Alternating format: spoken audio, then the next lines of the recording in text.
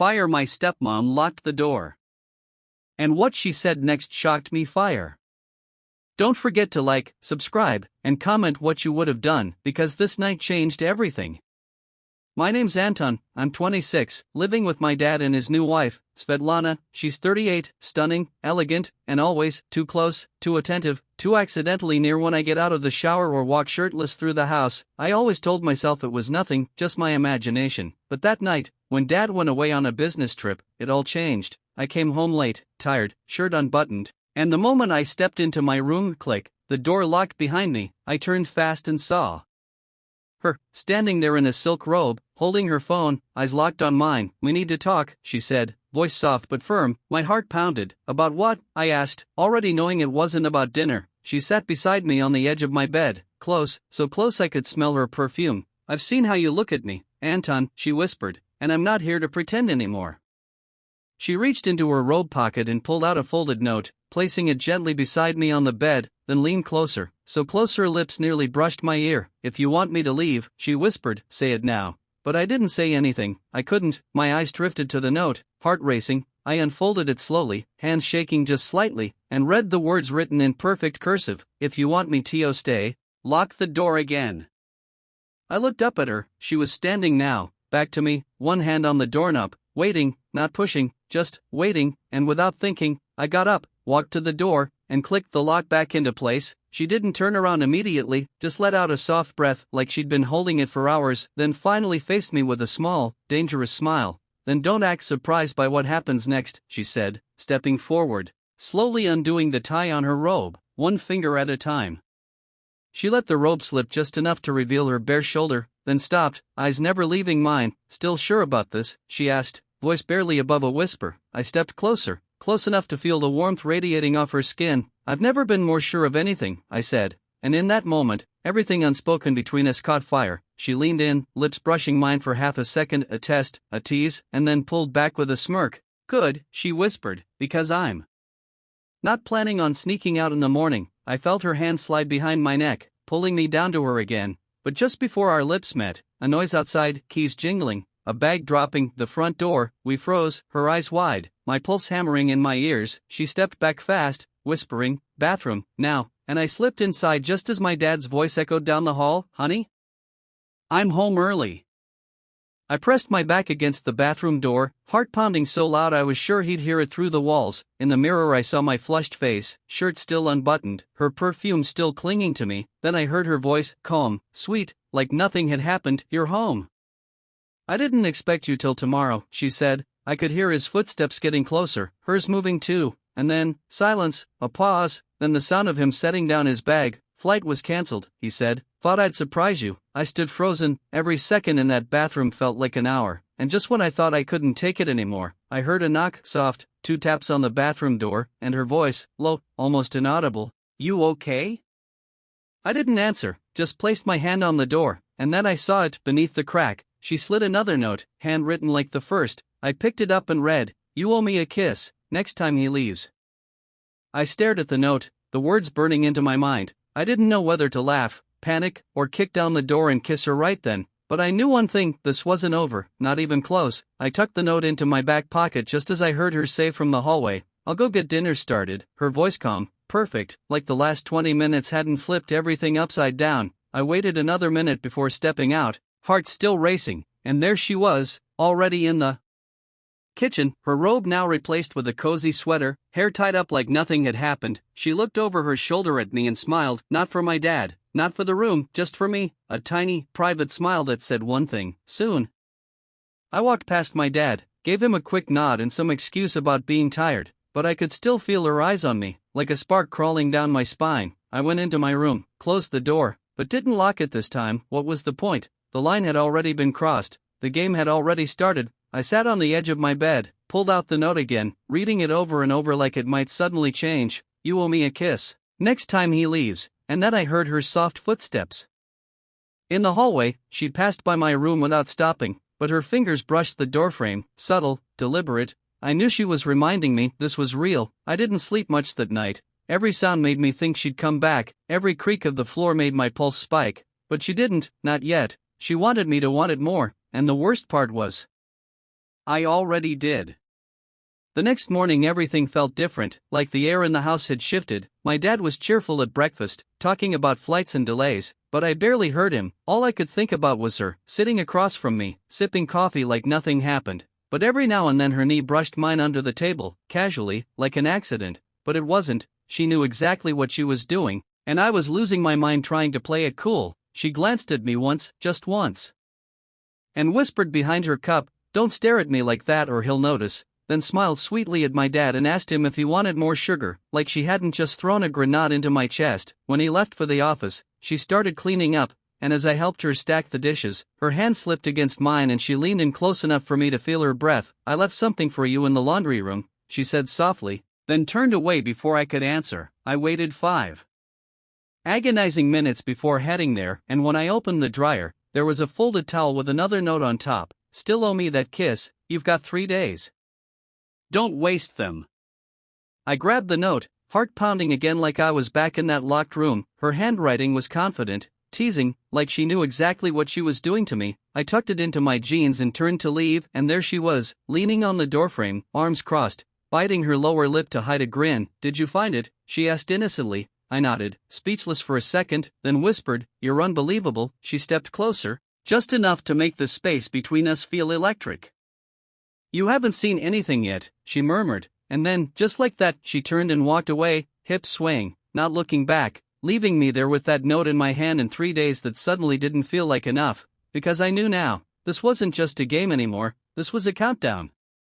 That night I couldn't think about anything else. Her voice, her touch, that damn smile, everything she did felt like a challenge, like she was daring me to take the next step. I replayed it all over and over, the locked door, the note, her words, and by the time the second day came, I was a wreck. My dad was home all day, fixing things around the house, completely unaware that every time he stepped into another room, my eyes found her, and hers found me, short glances, secret smiles. Once she dropped a spoon, and when I bent to pick it up, she whispered, "One day left," so quiet it barely reached my ears. That night, I found another note under my pillow, just 4 words, "Don't make me wait," and that's when I knew she meant it, and if I didn't do something tomorrow, she might just disappear, like it never happened, and that scared me more than getting caught ever could. The third day felt like a fuse burning down, every second louder than the last. My dad had a meeting across town finally, and the moment his car pulled out of the driveway, I turned to the hallway and saw her, already waiting, leaning against the wall in that same silk robe from the first night, her arms crossed, eyes locked on me like she already knew I wouldn't hesitate this time. "Well," she said, voice low and steady, "are you gonna keep me waiting?" I didn't answer, just walked straight toward her, fast, determined, no more second guessing. When I stopped in front of her, she reached behind and slowly closed the bedroom door. The soft click of the latch sealing it all in. "That kiss you owe me," she whispered, taking my hand and placing it on her waist. "I want interest," and in that moment, with no one watching, no one to stop us, and nothing between us but 3 days of tension, I finally gave her exactly what she'd been waiting for. Her lips met mine like fire catching dry wood, slow at first, but burning faster with every second. She pulled me closer, fingers tangling in my shirt, and whispered between kisses, "You really kept me waiting." I grinned, breathless. "You seem to enjoy it." She laughed softly, but her eyes said something deeper. This wasn't just lust, this was something boiling under the surface for too long. She pulled me onto the bed with her, no words, just hands, heat, breath, and her voice whispering things I never thought I'd hear from someone like her. And when it was over, when we lay there tangled in silence, she rolled onto her side, traced a line down my chest and whispered, "You're mine now, you know that, right?" I looked at her, still catching my breath, and nodded, "Yeah, I know." And I didn't care what it meant, didn't care about rules or consequences, because in that moment, nothing felt more right than being exactly where I was. We lay there for a while, the silence between us no longer awkward, just heavy with everything that had changed. She rested her head on my shoulder, fingers lightly tracing my arm, and said quietly, "Do you regret it?" I turned to look at her, brushing a strand of hair from her face. Not for a second. She smiled, a real one this time, not teasing, not testing, just soft and full of something deeper. "Good," she said. "Because I don't think I could have gone back to pretending." I pulled her closer, my mind racing but my body calm, like the storm we'd been building for days had finally broken, and now we were just here. "So what now?" I asked, and she looked at me with that same fire from the night before and whispered, "Now we see how long we can keep this between us, and how far you're willing to go to keep me all to yourself."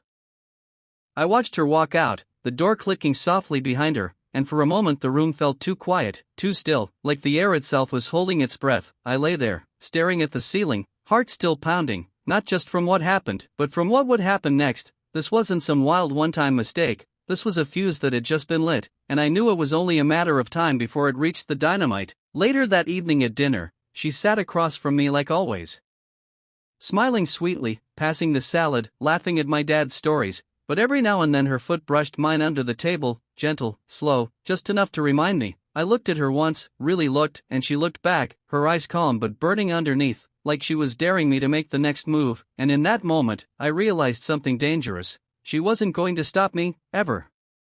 That night I couldn't sleep, every creak in the hallway made me sit up, hoping it was her. Every shadow under the door made my heart race, but she never came. She was too smart for that, too careful, and that only made me want her more. The next morning, I found a small folded note slipped under my door, written in her now familiar cursive. Tonight, after 11. Be quiet. I stared at it for a long moment, then tucked it into my wallet like a secret I never wanted to lose. The entire day passed in slow motion. I couldn't focus on anything, not work, not food, not even what my dad was saying, and when the clock finally hit 11, I was already dressed, waiting. The house was silent, no footsteps, no sounds, but then, a soft knock, 2 taps, my door creaked open, and there she stood, wearing that same silk robe, eyes darker than ever. I told you, she whispered. Don't stop, and this time, she didn't wait for me to make the first move. She closed the door behind her, locked it, and said, now, come prove you meant it. I stepped toward her without hesitation, the silence between us heavier than words. She let the robe fall just enough to tease, not reveal. That was her style, always giving me just enough to lose control. Her fingers slid up my chest, slow and deliberate. No more notes, she murmured, no more games, then paused, her lips barely brushing mine. Unless you want me to write something on you instead. I grabbed her waist, pulled her close. Try me, I whispered, and that was it. We crashed into each other like waves, all heat and tension and breathless need. Her hands tangled in my hair, her voice in my ear, saying things that made my knees weak. And when we finally collapsed on the bed, tangled in sheets and secrets, she laughed softly, resting her head on my chest. You know, she said, tracing circles on my skin, if he finds out, we're both screwed. I kissed her forehead, eyes closed, heartbeat slowing. Then we'd better make every risk worth it. She smiled, satisfied, and whispered, oh, we will. Want cover ideas, thumbnails, or picture prompts for this one? The next few weeks turned into a dangerous routine, secret touches in the hallway, long stares across the dinner table, her slipping into my room after dark without a sound. Every moment felt like we were walking on a wire. One wrong move, and everything would collapse. But neither of us stopped. We couldn't. It was too deep now, too addictive. Sometimes she'd leave little messages in unexpected places, lipstick on my coffee mug, a heart drawn in the steam on the bathroom mirror, or once, a note tucked inside my jacket pocket that simply said, still dreaming of last night. Every night with her felt like a new chapter, and every morning was a lie we told the world. But we got good at it, too good, and maybe that was the scariest part, because when pretending starts to feel normal, you stop noticing how far you've fallen, and how close the ground really is. One night, just after midnight, she slipped into my room like always, barefoot, wearing only one of my shirts, her hair messy, lips already curled into a smile like she'd been waiting all day to do this. She crawled into my bed without a word and curled up beside me, resting her head on my chest. I don't want to go back to pretending, she whispered, ever. I ran my fingers through her hair and said the only thing I could, then don't. She looked up at me, her eyes softer than usual, almost vulnerable. What if he finds out? I hesitated, then leaned in and kissed her forehead. Then we deal with it. For a moment there was just silence, her breathing against me. Then she smiled and said, you know, I was planning to stay only a few months, but now I'm not leaving. I smiled back, pulled her closer and whispered, you're already home. And just like that, we both stopped caring about consequences, because nothing else felt real anymore. Weeks passed, and the secret between us stopped feeling like a secret. It became a world of its own, a hidden life inside the walls of that house. She no longer knocked, no longer hesitated. Sometimes she'd crawl into my bed before my dad even left for work, giggling like a teenager, whispering, 5 minutes, just 5. But we always stayed longer. One morning, he left for a weekend trip, and she didn't even wait for the car to turn the corner. She came straight to my room, wearing nothing but one of his shirts, threw it off, and said, you. Now, we didn't leave the room for hours, maybe longer, By the time it ended, she was lying across my chest, completely silent, then finally whispered, "I think I love you." I didn't flinch, didn't even blink, I just held her tighter and said, "Good, because I'm not letting you go." She looked at me, smiled that same dangerous smile from the very first night, and whispered, "Then lock the door, baby, and throw away the key."